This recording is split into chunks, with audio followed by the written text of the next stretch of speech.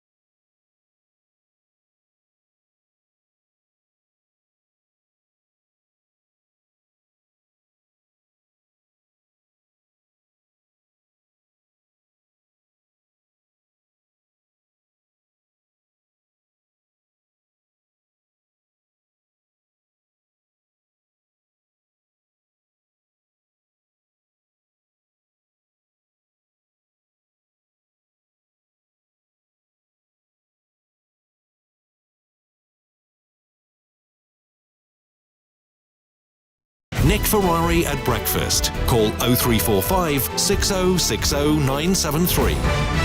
9 minutes before 8, more reactions to that interview with Gordon Brown in a moment, but let's turn to other matters and a story that's on a number of your front pages today. The headlines such as France seizes UK ship as Macron reignites Brexit fishing battle and French ambassador called to 10 Downing Street. Well, let's turn to the Cabinet Minister, who hopefully will give us more details on this. Is the Environment, Food, Rural Affairs Secretary of State, George Eustice, who joins me now. It occurs to me, Secretary of State, people who perhaps are not familiar of how we found ourselves in this position, I wonder, almost new listeners start here. What is the row about? Good morning to you. Good morning. Well, look, under the agreement we reached with the EU just under a year ago, we granted the EU access to our waters for individual vessels that had a track record of accessing our 6 to 12 mile zone in England. And we've been going through all of those applications. We've now granted licences to around 1,700 EU vessels. About 750 of those are French vessels. But there's a small number that basically just didn't qualify under the terms of the agreements because they didn't access our waters during that period. And the same is true in Jersey. So in Jersey, for instance, there are around 55 French vessels that didn't qualify for access and haven't yet been given a license to fish there. And that's what the French are upset about. But I think the reality is these small number of vessels, it's only about 2% of the total applicants, just didn't qualify, and that's the reality. The ship, I understand, that's been seized is the Aberdeen-based Cornelis, however one pronounces that. What of the crew? What do we know about them, Secretary of State? Are they well? Yes, we think the crew are well. I know that the skipper of the vessel was questioned by French authorities. The rest of the crew were free and moving around. So we've no concerns at all, obviously, about the crew. I think in this particular instance, the problem is because France announced on Wednesday that they were going to politicise the inspection of vessels and boarding of vessels and politicise the way they ran borders in order to, as they put it, retaliate for something that actually is just the fact that some of their vessels don't qualify. Because they put it in those terms, obviously these cases get much more attention. And the truth is that authorities both in the UK and in France regularly inspect fishing vessels, check what they're doing, occasionally ask them to come into port.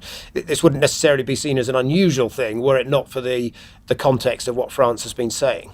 So this is as a result of Brexit, is it, Secretary of State? Well, it's as a result of us becoming an independent coastal state. One of the benefits of leaving the European Union was that we had more control of our waters. And the two big changes on coming out are, first of all, that the European Union had to give up some of the quota that they were catching in our waters. So they gave up 25% of their quota. And in return for that, we granted access to those vessels that had historically accessed our waters. That's what we've done. We've done it in good faith. 1,700 vessels have been granted those licenses. But it's always inevitable in these situations that there'll be a small number that don't qualify and can't produce the data. The French ambassador is summoned to 10 Downing Street. What is the thinking behind that, Secretary of State?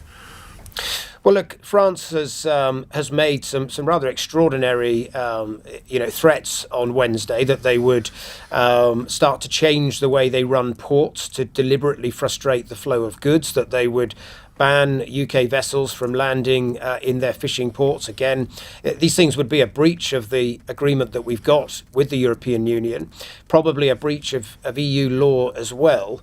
So in the first instance, we're doing what we always do as a country, which is to raise these concerns through diplomatic channels. I spoke to the European Commissioner on Wednesday.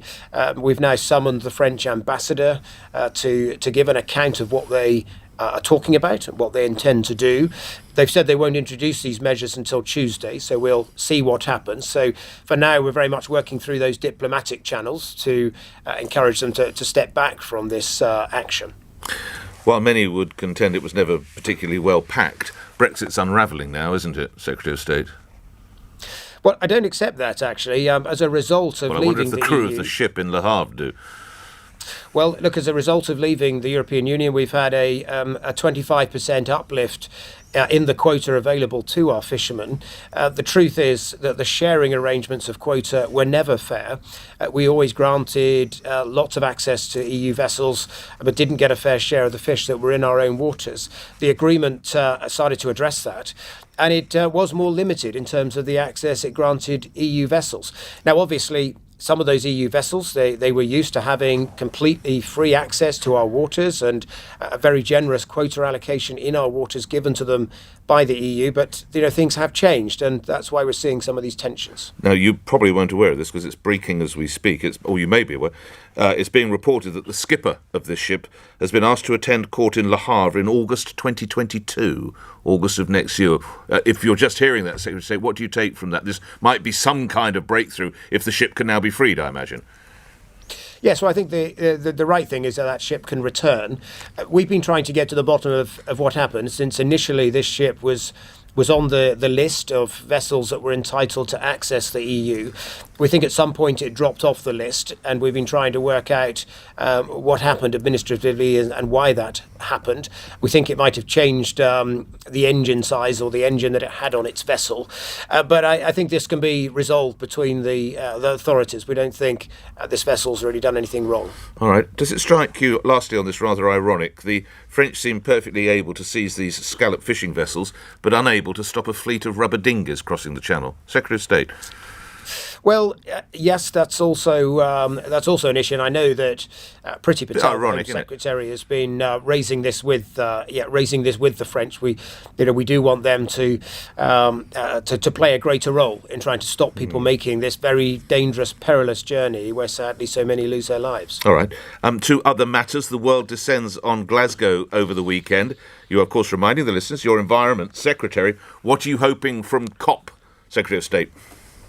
Well, we're hoping to get more countries to commit to net zero by the middle of this century. Already, many countries have followed our lead on this. We were the first to say in legislation that we would do that. We're also hoping to get commitments to phase out fossil fuels like coal, commitments to accelerate electrification of vehicles over the next 20 years or so, and crucially in my area, some commitments on forests so that we can prevent the loss of forests in places like the Amazon, the Congo Basin, and also right around the world, and to try to mobilise the finance to support that ambition. How will we know? How will my listeners know if COP has been successful? Well, I'm sure that the world's media will be watching intently what happens at COP. What would satisfy you, though, as the United Kingdom Environment Secretary? Well, for me, if we could get a significant breakthrough, a commitment around forests, both commitment from many countries to sort of halt the loss of forests, and then the wealthier countries to commit the finance to ensure we can do that, then that would be a big breakthrough, more than anyone's achieved before. We're in those final few days building up to a conference. We don't know whether we will get there. As the Prime Minister said, there's always that nervous moment. It's touch and go. It could go either way. But we will be certainly working very hard over the next weeks to make sure we can land a result. Well, enjoy it. Lastly, I note sadly that much of Glasgow is plagued with uncollected litter and even oversized rats. What sort of advert is that for UK PLC? Well, look, I think there's been industrial action and certain issues that have been linked to that. Obviously, that's not a good advert. So I very much hope that. Shouldn't Nicola Sturgeon be doing something about this as the world is about to arrive on her doorstep? Well, I'm sure that both the local authorities involved and the Scottish government will be trying to address this and end this dispute. I think it's important that they do so. Safe travels to Glasgow. Thank you for your time. Secretary of State George Eustice appearing here on LBC. We're at 8 o'clock. The news is next. On your radio, on Global Player, and Play LBC. leading Britain's conversation. This is LBC. From Global's newsroom at 8 o'clock, the French ambassador to the UK will